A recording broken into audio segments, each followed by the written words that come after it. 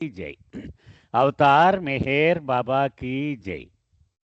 దివ్య ప్రియతమని కృపా విశేషం వలన బిఫిటింగ్ ఏ ఫార్చునేట్ స్లేవ్ అనే గ్రంథాన్ని గత కొద్ది రోజులుగా మనం చదువుకుంటూ ఉన్నాం. ద గ్రేట్ కోట్ అనే చాప్టర్ మధ్యలో మనం ఆగాం. నిన్న ఎక్కడ ఆగామో ఒక్కసారి క్లుప్తంగా చెప్పుకొని ఈరోజు విషయంలోకి వెళదాం. పాపా జెస్సావాల కుటుంబం మొత్తం బాబా దగ్గరికి వచ్చేశారు. ఒక నెల కూడా అవ్వకుండానే బాబా పాపా జెస్సావాలని తిరిగి నాగపూర్ వెళ్ళిపోమన్నారు. అతన్ని ఒక ఏడాది పాటు అదే ఉద్యోగంలో కంటిన్యూ అవ్వమన్నారు. కానీ అతడు ఒంటరితనాన్ని భరించలేక ఉత్తరాల ద్వారా బాబాని సతాయిస్తూ ఉండేవాడు.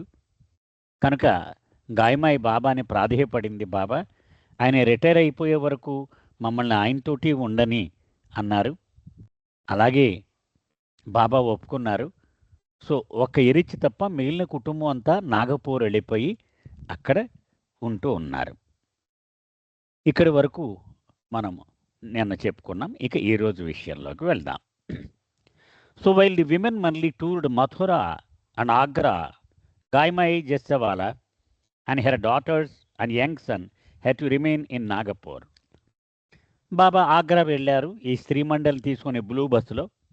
అక్కడి నుంచి మథుర అంటే కృష్ణుడు ఒక ఖైదీలో పుట్టాడు అని మనం చదువుకుంటాం కదా, అక్కడ మధురలో ఆలయం ఉంది.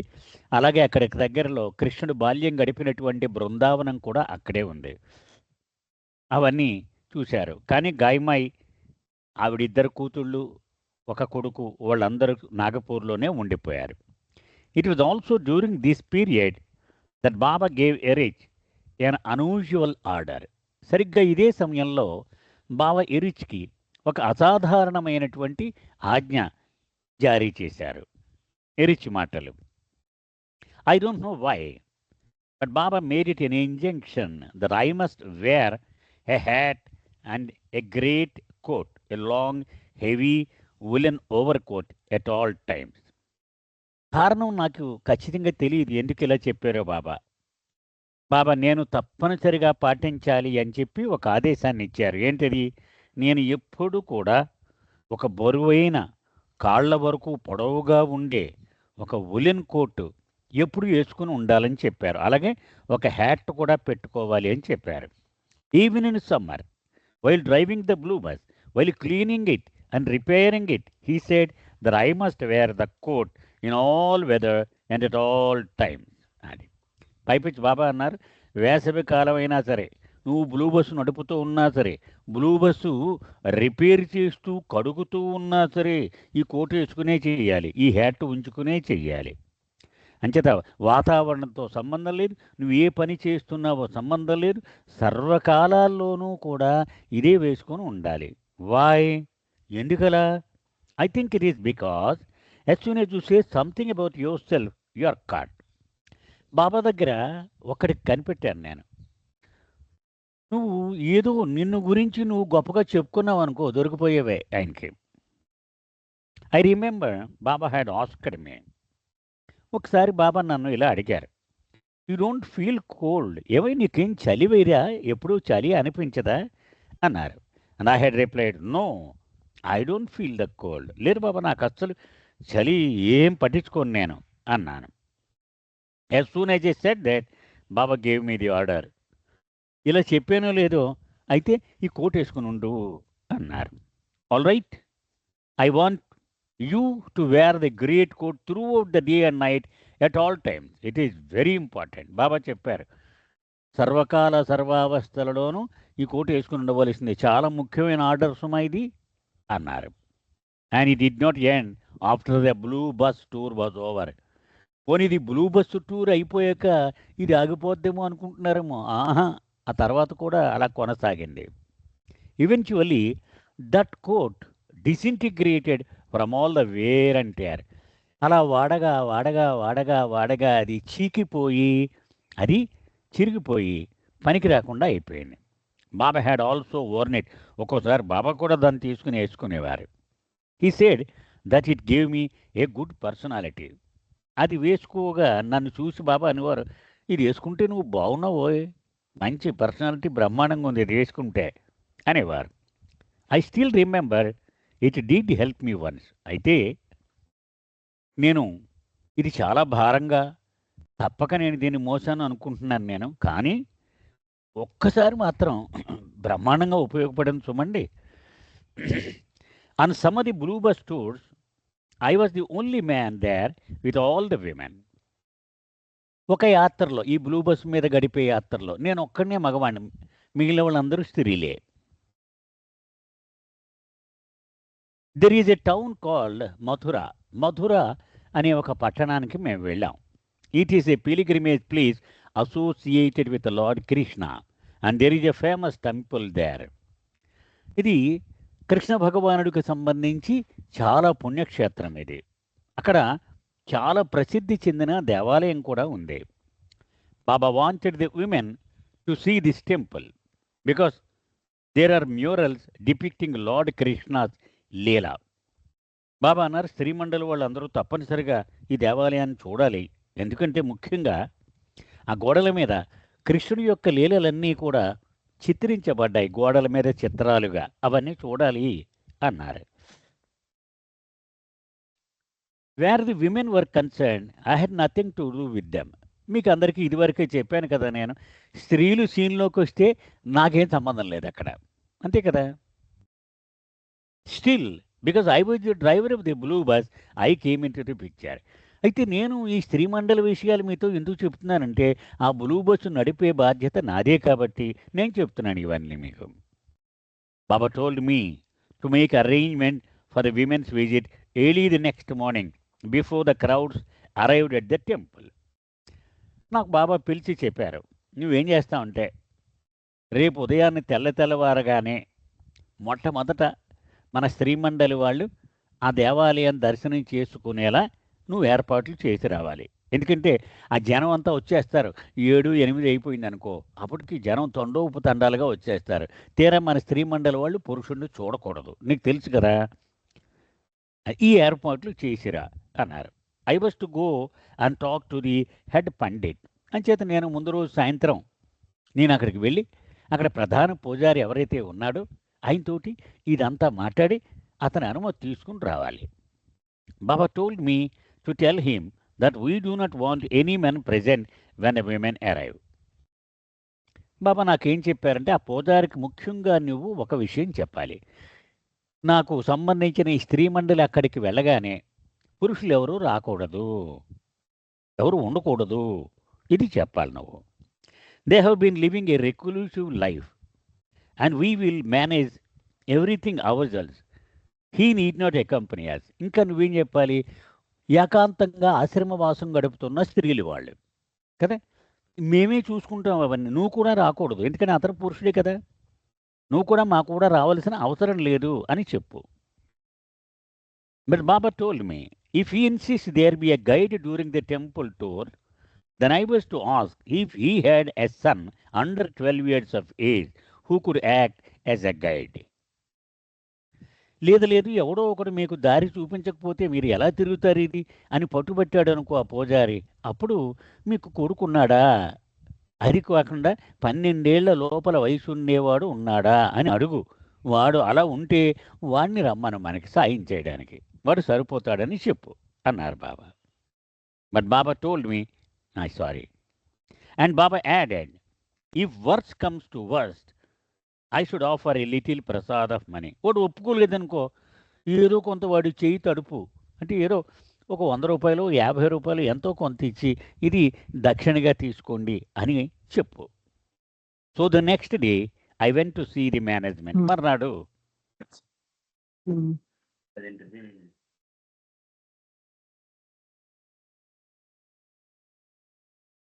ఆ మర్నాడు నేను ఆ అధికార వర్గంతో మాట్లాడడానికి వెళ్ళాను.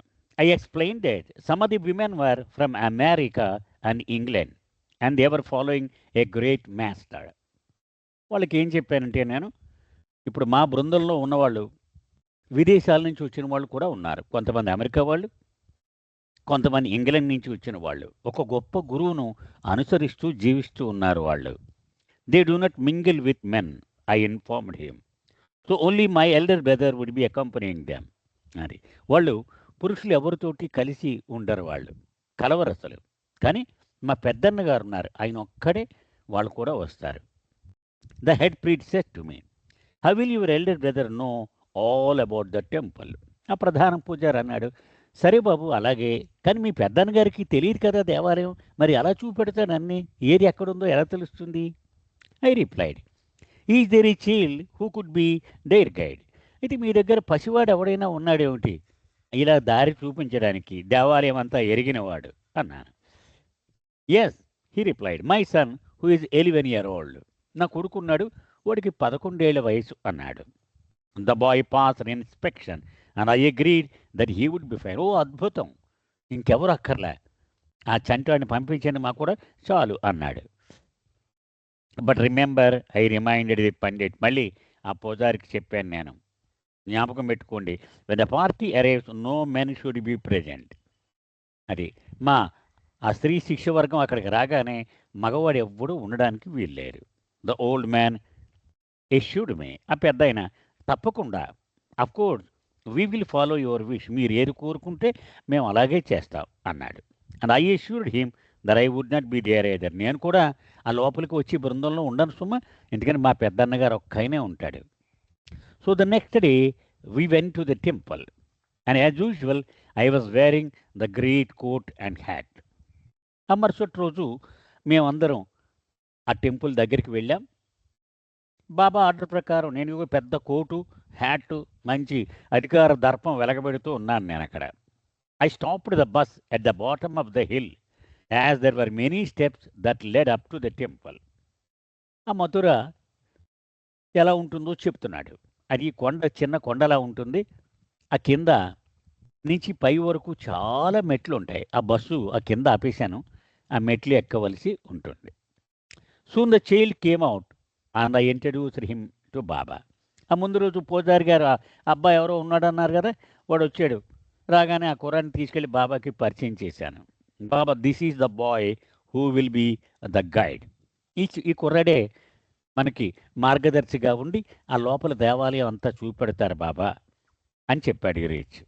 బాబా లైక్డ్ హిమ్, ఆ కుర్రాడు బాబాకి చాలా బాగా నచ్చాడు. Then the old pandit came over to me and I again requested that none should follow the party. ఆ పెద్ద ఆయన కూడా పూజారి నా దగ్గరికి వచ్చాడు.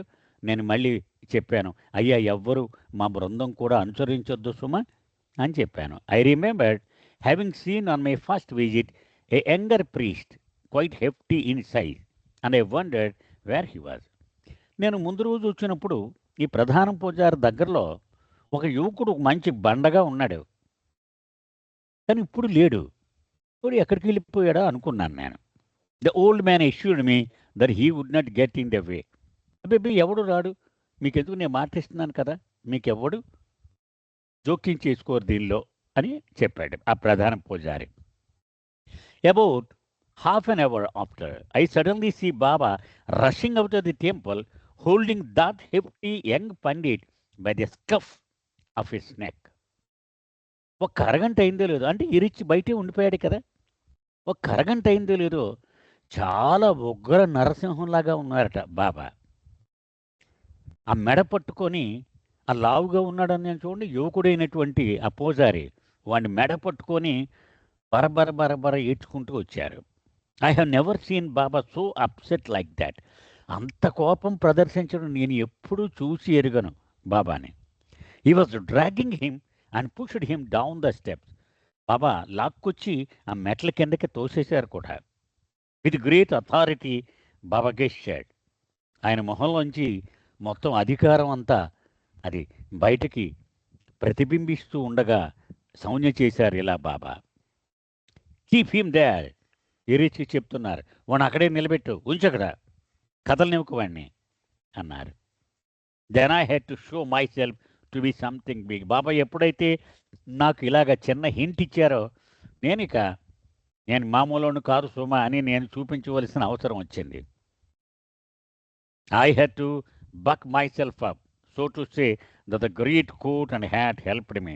నేను మంచి దర్పం తెచ్చుకొని స్టైల్‌గా నిలబడ్డాను నేను. "ఏయ్! కదలకలాగా అలా ఉండు" అని చెప్పాను. ఈ కోటు, హ్యాటు చూసి వాడు కూడా భయపడ్డాడు. I looked feared.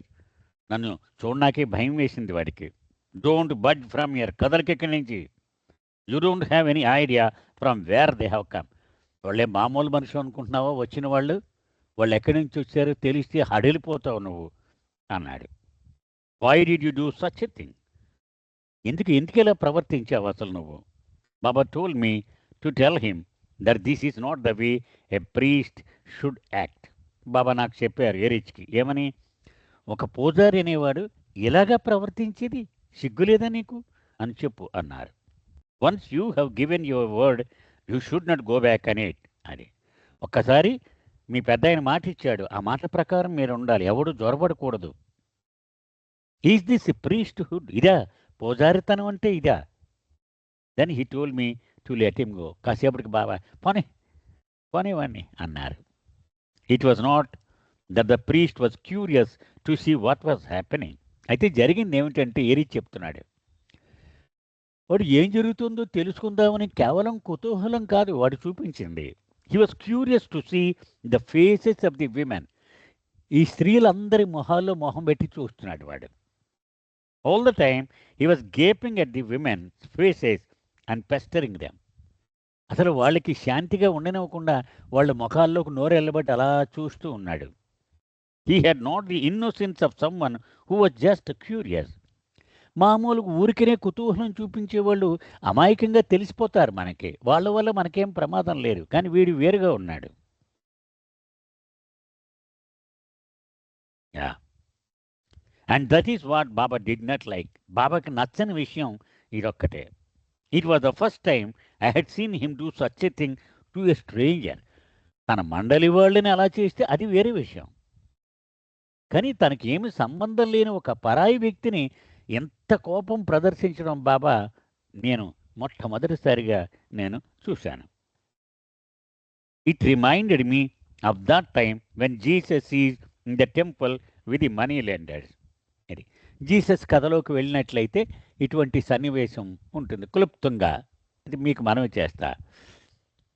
జీసస్ తన శిష్యుల్ని తీసుకొని దేవాలయాల్లోకి వెళ్ళాడు. ఆ దేవాలయాలు ఏంటంటే అక్కడ భగవంతుడికి బలి ఇవ్వడానికి కోళ్ళు, ఈ గొర్రెలు, మేకలు ఇవన్నీ బయట చాలా కోలాహలంగా అసలు దేవుడికి ప్రార్థన చేసుకునేడానికి ఆ ప్రశాంత వాతావరణమే లేకుండా కేవలం డబ్బులు సంపాదించుకోవడానికి ఈ వ్యాపారస్తులందరూ కూడా ఇవన్నీ అమ్ముతూ ఉండేవారట. ఈ జీసస్ లోపలికి వెళ్ళి వాళ్ళందరినీ హెచ్చరించి మందలించాడనమాట. ఇదా మీరు చేసేది అని. సో, ఆ సన్నివేశం ఆ జీసస్ గతవతారంలో ఎలా ప్రవర్తించాడో అది నాకు జ్ఞాపకం వచ్చింది. ఎందుకని? ఎరిచ్ చిన్నప్పుడు క్రిస్టియన్ మిషనరీ స్కూల్‌లో చదువుకున్నాడు. ఈ కథలన్నీ చదివి ఎరిగినవాడు. Only with his authority could he do that to the people of the temple. అతను చూపించిన ఆ అధికారం, ఆ దర్పం దానివల్లే క్రైస్ట్ అలా చేయగలిగాడు. ఇక్కడ కూడా బాబా అలా చేయగలిగాడు. కొత్త chapter. Living the advents simultaneously. అది. అంటే గత అవతారంలో ఎలాగైతే జీవించాడో, ఈ అవతారములో కూడా అలాగే జీవించడము అనేటువంటిది ఇందులో చర్చిస్తాడాయన. When Eruch first came to Meherabad in 1938, Padri thought it would be useful for him to learn about homeopathy. So he gave him a book about it. 1938 August 1వ తారీఖు నాడు జస్సావాలా కుటుంబం బాబా పరిధిలోకి చేరిపోయిందని చెప్పుకున్నాం కదా! కొద్ది రోజులకే మెహరాబాద్ కూడా వచ్చేశారు. ఇక పురుష మండలితో పాటు ఇరిచి జీవించడం ప్రారంభించాడు. అప్పటికి పాద్రి హోమియోపతి డాక్టర్ అతను. అతను అనుకున్నాడు, ఈ కుర్రాడు చురుగ్గా ఉన్నాడు ఎరిచ్. యువకుడు వీడికి హోమియోపతి నేర్పిస్తే రేపు ఉపయోగపడతాడు మనకి అనుకొని ఓ పుస్తకం ఇచ్చాడు. ఏదో మెటీరియా మెడికా అని ఏదో బుక్కులు ఉంటాయి కదా! ఇది చదవోయ్ అని ఇచ్చాడు.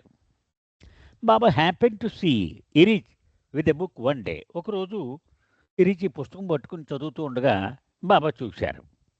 And you asked him what you was reading. ఏమిటో అంత శ్రద్ధగా చదువుతున్నావు, ఏమిటో పుస్తకం అని అడిగారు Baba. When Eruch told him, Baba took the book away and threw it out. చెప్పాడు పాద్రి, ఇలా ఇది హోమియోపతి పుస్తకం అంట, నేను చదివితే బాగుంటుంది, నేర్చుకోమంటున్నాడు, అందుకని చదువుతున్నాను అన్నాడు. బాబా ఆ పుస్తకాన్ని లాక్కుని ఇసిరేశారు దూరంగా. Eruch felt that perhaps Baba did not want him to read anything, neither literature nor discourses, and that doing so had displeased him. కొత్త కదా మరి ఎరిచ్ అనుకున్నాడు. ఓహో, నేను ఇలా పుస్తకాలు ఇవి చదవడం ఇష్టం లేదన్నమాట బాబాకి. అది కేవలం సాహిత్యం అవ్వచ్చు, లేక ఆయన ప్రవచనాలు అవ్వచ్చు, ఏవైనా సరే బహుశా ఆయనకి ఇష్టం ఉండదేమో నేను చదవడం. But some time later Baba asked Eruch to read the newspaper to him. కొన్నాళ్ళ తర్వాత రోజు పొద్దుటే న్యూస్ పేపర్ తెచ్చి నాకు ఆ హెడ్లైన్ చదివి వినిపించు అన్నారు. And then after further period told him to read the hobby, ఇంకొక పుస్తకం. కొన్నాళ్ళ తర్వాత ఒక మంచి ఫేమస్ బుక్ అనమాట ఇంగ్లీష్లో, ఆ బుక్ నాకు చదివి వినిపించు రోజు అన్నారు. It was difficult for Eruch with all his other duties to find the time to read it, but eventually he did. ఎరిచ్నే చదవమన్నారు బాబా ఆ పుస్తకాన్ని. నువ్వు చదివేసాక అయిపోయిందని నాకు చెప్పు అని. మధ్య మధ్యలో అడిగేవారు, ఏమో అవుతుందా అని. నాకెక్కడ అవ్వడం, ఊపిరి ఆడకుండా ఉండేది పని. ఈ పుస్తకం చదవడానికి అస్సలు టైమే దొరికేది కాదు నాకు. మొత్తానికి చివరికి ఎలాగో చదివాడు దాన్ని.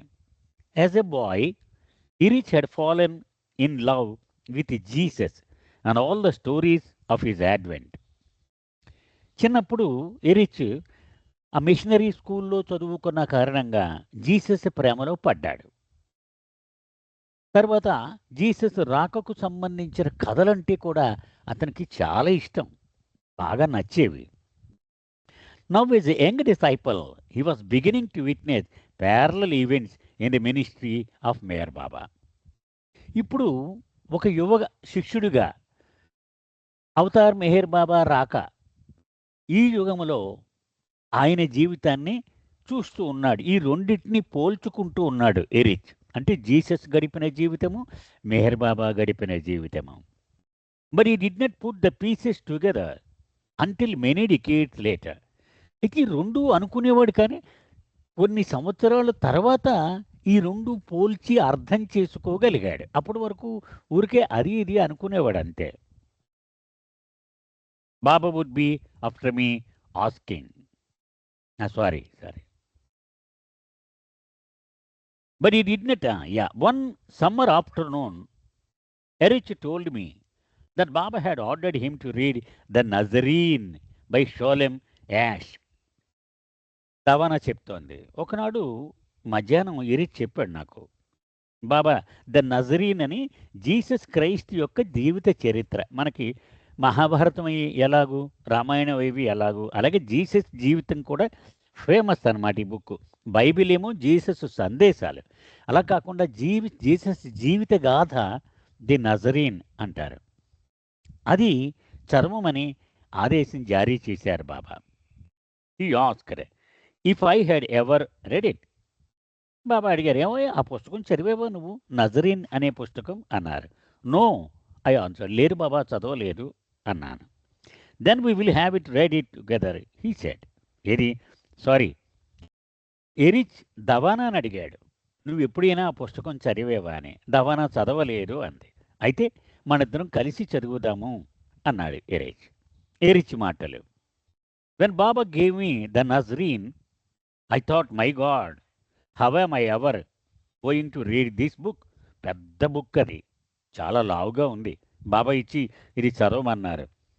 ఓరి భగవంతుడా, ఎప్పటికి చదువుతాను నేను ఇది అనుకున్నాను. It was this huge volume and there was never any time to read it. వేరే చేతిలో పట్టుకున్నాడు అన్నమాట. ఎంతలా ఉందో చూడు ఈ పుస్తకం. నాకు అసలే ఒక్క నిమిషం టైం ఉండేది కాదు ఇది చదవడానికి. And all the time Baba would be after me asking, have you read it yet? ఏమో చదవడం మొదలెట్టావా లేదా, ఎంతవరకు వచ్చేవు అని మాటికి బాబా సతాయిస్తూనే ఉండేవారు. But once I started reading it, I loved it. ఒక్కసారి మొదలు పెట్టాను, ఇక ఆ పుస్తకం అంటే నాకు చాలా ప్రేమ ఏర్పడింది, ఇష్టం ఏర్పడింది. It reminded me of our days with Baba. అది బాబాతో మా గడిపిన రోజులన్నీ ఒకటి ఒకటి ఒకటి గుర్తుకొస్తూ ఉంటాయన్నమాట. The terrain, the geography, the people around him, the tax collectors, the officials, the lovers and the followers, even the lepers and those possessed by spirits. Everything was so familiar that actually, when I read the book, I felt transported. I lived both advents together simultaneously.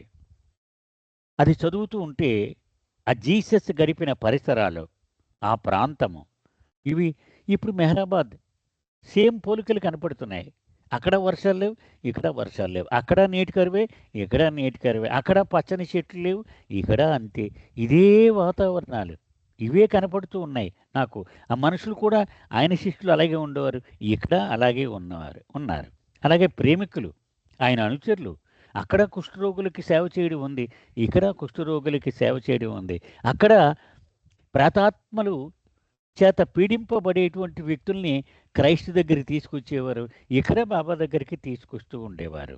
రెండు ఎంత పోలికలు ఉన్నాయో అని. అంటే ఈ పుస్తకం చదివితే మెహర్ బాబా దగ్గర ఇప్పుడు నేను దైనందిన జీవితంలో ఎటువంటి అనుభవాలు పొందుతున్నానో అప్పుడు కూడా జీసస్ ప్రేమికులు అదే అనుభవాన్ని పొందారు అనిపించింది నాకు. Eventually ఇరిచ్ did have me read the Nazreen allowed to him. చివరికి ఇరిచ్ తవానాతో ఆ పుస్తకాన్ని మొత్తం బుక్ అంతా పైకి ఆవిడతో చదివించుకుని అతను విన్నాడు. అంటే ఆల్రెడీ చదివాడు కదా అతను. So often as a read out a passage he would comment on how the situations that took place and the difference between the individual mandali all reminded him of his life with Baba. నేను ఒక్కొక్క కథ చదువుతూ ఉంటే పేరాలు ఆపమనేవాడు. బాబాతో కూడా ఇలాగే జరిగింది. ఒక్కొక్క మండలి వాడికి ఒక్కొక్క వ్యక్తిత్వం ఉండేది కదా. అది ఒక చోట ఇందులో లేనిదండి, మరొక చోట చదివిన విషయం మనవి చేస్తున్నా. భావు కల్చరి గారు ఇలా రాశారు: ప్రపంచంలో మానవాళి అనేక బలహీనతల చేత పీడింపబడుతూ ఉంటుంది. స్వార్థము, కామము, ద్వేషము, అసూయ, లోభము, ఇలా అనేక బలహీనతలు అవి. అయితే అన్ని బలహీనతల మీద అవతార పురుషుడు పనిచేస్తూ ఉంటాడు. కానీ తన మండలి సభ్యులలో ఒక్కొక్కడిని ఒక్కొక్క బలహీనతకు రిప్రజెంటేటివ్గా ఎంచుకొని వాడి ద్వారా మానవాళి యొక్క బలహీనత మీద పనిచేస్తూ ఉంటాడని చెప్పారు ఆయన. Avatar of the age Meher Baba manifesting అనే గ్రంథంలో చాలా స్పష్టంగా చెప్పారనమాట. అది ఇక్కడ ఇరీచ్ చెబుతూ ఉన్నాడు. ఆ మండలి వాళ్ళు ఒకడికి మధ్య ఎంతో వ్యత్యాసం ఉంటుంది వాళ్ళ వ్యక్తిత్వాల్లో. ఇవన్నీ ఒకటి నాకు ఇప్పుడు జ్ఞాపకం వస్తున్నాయి సుమా అని చెప్పేవాడు ఎరీచ్.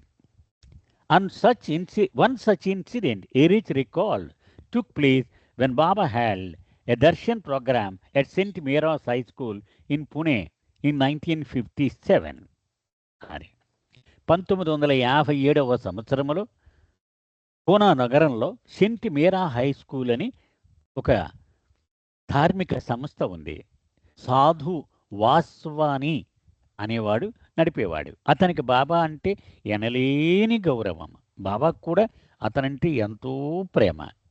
ఎందుకని అతను అసలు సిసలైనటువంటి త్యాగమైన జీవితాన్ని గడుపుతూ ఉన్నాడు అని బాబా సర్టిఫికేట్ ఇచ్చినటువంటి వ్యక్తి అతను. సో అతని ఆహ్వానం మేరకు అక్కడ సెంట్ మీరా హై స్కూల్కి వెళ్ళి దర్శనం ఇచ్చారు బాబా 1957వ సంవత్సరంలో. అక్కడే జరిగిన ఒక ఉదంతం ఎరిచ్ ఇలా వివరించి చెప్పాడు. The crowd became uncontrollable. ఇంచుమించు 10,000 మంది ఆ దర్శనానికి వచ్చేశారు. అసలు వీళ్ళు ఎవరు ఎక్స్పెక్ట్ చేయలేరు, దానికి అంత సన్నద్ధంగా లేరు కూడా వీళ్ళెవరు కూడా. అసలు దాన్ని నియంత్రించలేని పరిస్థితి ఏర్పడిపోయింది. There was such a stampede to touch Baba and his sadra was torn. అందరూ బాబా దర్శనం, బాబా పాదాల మీద పడిపోవాలని తోసేసుకుంటున్నారు, ఒకరినొకరు తొక్కేసుకుంటున్నారు. ఆఖరికి హడావుల్లో బాబా సద్ర కూడా చిరిగిపోయింది. ఆది had to call the police for help. ఇక అధిక రాని మరి ప్రభుత్వ అధికారులతో అతను ఎప్పుడూ కూడా టచ్లో ఉంటూ ఉంటాడు. అంచేత అతను పోలీసుకు ఫోన్ చేసి సహాయం కోరాడు. The frenzy of the crowd was so great that they stamped upon the harmoniums and tablas that were there, just trying to get closer to Baba. ఇక జనం ఆ ఉద్వేగంతో ఎంత ఊగిపోతున్నారంటే ఒక్కసారైనా బాబాని దర్శించాలి అని దారిలో ఏం అడ్డం వచ్చినా సరే తొక్కేసుకుంటూ పోతున్నారు. అక్కడ హార్మోనియం ఉంది, తబలా ఉంది, అవి కూడా తొక్కేసుకున్నారు. ఇరిగిపోయినవి కూడా అవి తొక్కేసుకుని బాబా దగ్గరికి వెళ్ళిపోతున్నారు. In the crowd there was an old man who kept shouting and gesturing, come this way. ఆ జనం మధ్యలో బాబా కొంచెం దగ్గరగా ఒక పక్క నుంచి ఒక వృద్ధుడు ఎరిచికి సౌండ్ చేస్తున్నాడు, అరుస్తున్నాడు, ఇటు వచ్చి ఇటు తీసుకొచ్చే బాబాని అంటున్నాడు. Suddenly he lent his hand to lift Baba up and out of the crowd. అండమే కాదు, అతను ముందుకు దూసుకొచ్చి బాబాని ఇలా పైకి ఎత్తేస్తున్నాడు. ఎందుకని ఆ గుంపు నుంచి బాబాని బయటికి తీసుకెళ్ళిపోయి రక్షిద్దామని. We were so afraid for Baba safety. ఇదేంటి వీడు ఎత్తేసాడు, వీడు మొయ్యగలడా అసలు, చూస్తే ముసలాడు అని మేము చాలా భయపడ్డాం. What if the old man were to drop Baba, బాబాను వాడు కింద పడేస్తాడేమో, వాడు మొయ్యగలడా. So we try to support the old man. అంచేత మేము కూడా మండలి వాళ్ళం అటు ఇటు బాబా కింద చేతులు వేసి ఉన్నాం మేము, giving him hand. But Baba remain unconcern. కానీ బాబా మాత్రం ఆ ప్రజలు చూపించేటువంటి ప్రేమలో మునిగిపోయారు. ఆయనకి ఏం సంబంధం లేదు. There was not a wrinkle అని హిస్ ఫోర్ హెడ్. అసలు ఆ చింతే లేదు ఆయన ముఖంలో, చిన్న మడత కూడా కనపడలేదు. ఏమిటి ఇదంతా అని మనకు అనిపించింది, కానీ ఆయనకి ఏమి సంబంధం లేనట్టుగానే ఉన్నారు. Eventually we escaped from the crowd. చివరికి మేము ఆ గుంపు నుంచి బయటపడ్డాం. It had been prearranged to take Baba to wing commander Manohar Sakhare's house for lunch. యాక్చువల్గా ఆ ప్లాన్ ఏమిటంటే, మధ్యాహ్నం భోజనానికి మనోహర్ సఖారే అని ఆర్మీలో పనిచేసేవాడు ఆయన. ఆయన పూనా నగరంలోనే మకా ఉంటూ ఉండేవాడు ఆయన. ఆయన ఇంటికి బాబాని మండలి వాళ్ళని భోజనానికి ఆహ్వానించారు. But you know, when you invite the elephant driver you have to expect the elephants to come to. తమాషాగా ఇక్కడ ఇరిచి ఒక హాస్యం జోడించి చెప్తున్నాడు. ఒక మామిటి వాడిని, ఏనుగులు పెంచేవాడిని కనుక మా ఇంటికి రాబోయే భోజనం పెడతావంటే వాడు వచ్చి కూర్చుంటే ఏనుగులు 10 ఏనుగులు వస్తే వాటికి కూడా నువ్వు భోజనం రెడీగా ఉంటేనే వీణి పిలవాలి, లేకపోతే నువ్వు పిలవకూడదు కదా. బాబా అలాగే ఆయన ఒక్కడు రాడు ఆయన. అది such a huge crowd of people followed Baba to Sakhare's home. He did not know what to do. అది సో బాబా వచ్చారు. ఆయన కూడా ఏదో 10 మందో 15 మందో మండలి వాళ్ళు ఉంటారనుకున్నారు. 20 మందికి వంటలు చేశారు. బాబా కూడా 100 మంది బయలుదేరేశారు. ఆయన కదులుతుంటే వెనకాల వెళ్ళిపోతున్నారు జనం అంతా. ఆయన పెద్ద ఆఫీసర్, వింగ్ కమాండర్ అంటే చాలా పెద్ద ర్యాంక్ అతను ఆర్మీలో. అతను భయపడిపోయాడు, ఎలాగే వీళ్ళందరికీ భోజనం పెట్టడం.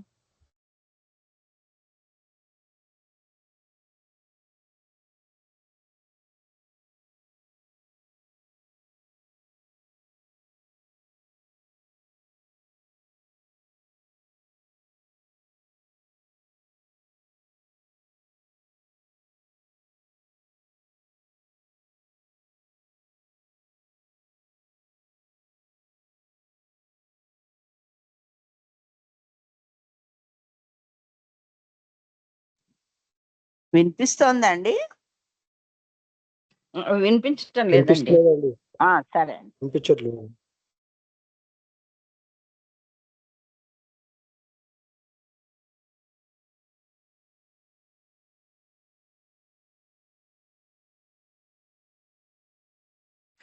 వినపడుతుందమ్మా? లేదండి, ఇప్పుడు మీరు మాట వినిపించింది. అదే అంచేత కట్ అయింది. ఇప్పుడు కంటిన్యూ చేస్తున్నాను. ఇప్పుడు వినిపిస్తుందండి. Okay okay.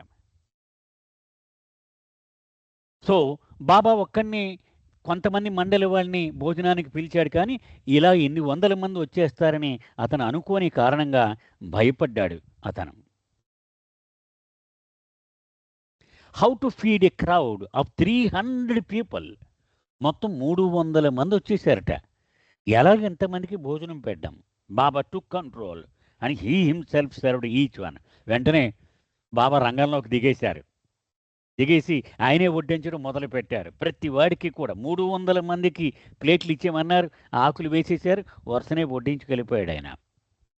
It reminded me of Jesus and the 5 loaves and the fish. Jesus జీవిత చరిత్ర కథ మనకి 5 రొట్టెలు చేప అది వందలాది మందికి అతను వడ్డించుకుంటూ వెళితే అలా వడ్డించుకెళ్ళి అవి ఆ పాత్రలో నిండిపోతూనే ఉన్నాయి. అదే కదా జ్ఞాపకం వచ్చింది. Each grain of rice multiplied. అది ఒక కొండతోటి వండారు ఆ రైస్, అది అన్నం. అది అలాగూ ఎంత వడ్డించినా తరగకుండానే ఉంది. And then wide with the other to be shared by him. అది మొత్తానికి అందరికీ సరిపెట్టేశారు Baba. It also reminded me of something that I had read when I was a boy and always remembered. అంతేకాదు, నా చిన్నతనంలో నేను చదివిన ఒక విషయం, ఎప్పటికీ మర్చిపోను ఆ విషయం. అది గుర్తుకొచ్చింది నాకు. I must have read it 50 years ago. 50 ఏళ్ల క్రితం బహుశా నేను దీన్ని చదివాను. It is the story of lord Byron. అది లార్డ్ బైరన్ అనే ఒక వ్యక్తి గురించిన కథ. He was a student at that time. ఈ కథ అతను విద్యార్థి దశలో ఉన్నప్పుడు జరిగిన విషయం. What had happened was that all the students in his class had been told to write an essay on Jesus Christ. అతనికి ఈ క్లాసులో ఓ పరీక్ష పెట్టారు. జీసస్ క్రైస్ట్ గురించి ఒక వ్యాసం రాయమన్నారు. అందరినీ, ప్రతివాడు కూడా రాయాలి. వాడికి ఏమి రాయగలిగితే అది రాయమన్నారు. The students were struggling to write something. ప్రతివాడు కూడా వాడికి తెలిసినవి విన్నవి అన్నీ రాస్తూ ఉన్నారు. While Byron was sitting calmly at his desk with his hands folded and his pencil resting and examination sheet. ఇతను మాత్రం ఆ పేపర్ మీద పెన్సిల్ పెట్టేసి చేతులు ఇలాగా గడ్డం కింద పెట్టుకొని కూర్చుని అటు ఇటు చూస్తున్నాడు. ఎవరు? ఈ బైరన్ అనే కుర్రవాడు. The invigilator sees this and comes over to his desk. You are not writing. ఆ పరీక్షను పర్యవేక్షించేవాడు చూసి దగ్గరికి వచ్చాడు ఈ కుర్రాడి దగ్గర. ఏమి రాయట్లేదే నువ్వు అన్నాడు. He asked the boy. Byron tells him, I finish a long time ఎగో. అబ్బో, ఎప్పుడో పూర్తి చేశాను నేను. మీరు వెళ్ళిపోమనే వరకు కూర్చున్నాను అంతే అన్నాడు. And what did Byron say about Jesus? ఒకేలా ఏం రాశాడు అతను. ఏం రాశాడో తెలుసా? At the sight of the lord the water blush. అది ఆ జీసస్ అలాగ మన కంటికి కనపడగానే అది కన్నీటి సముద్రమే. అంటే మొత్తం తనువు, హృదయం పొలకించిపోయి కన్నీళ్లు ధార అని రాశాడట. అంతే, ఆ ఒక్క సెంటెన్సే. I loved that. ఎరి చెప్పాడు, నాకు ఎంత నచ్చిందో అది.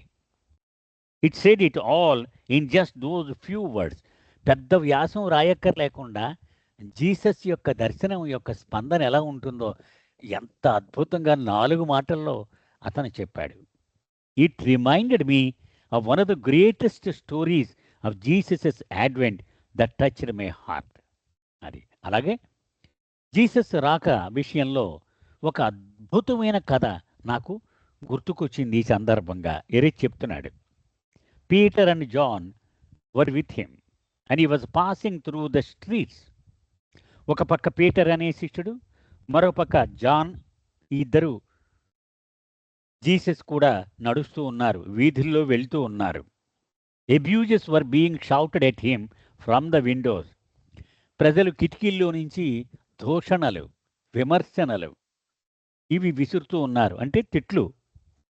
And people were denouncing them. వీళ్ళంతా నాశనం అయిపోవాలని శపిస్తూ ఉన్నారు వాళ్ళు.